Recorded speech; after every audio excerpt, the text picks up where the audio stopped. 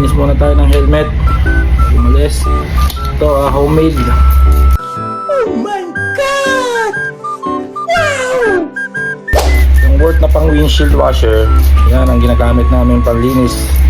Para mabilis lumambot ba yung mga dumi, insekto na kumakapit sa ating helmet. Yan. Ito, spray. Sahan. Punas lang natin. Yan. Punas lang yan mga sirs. Yan. Para matanggal yung mga kumapit na nakaraan.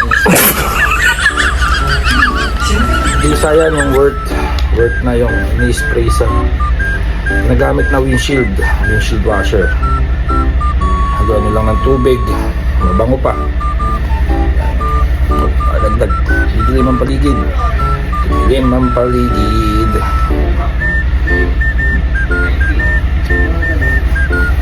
So bye guys.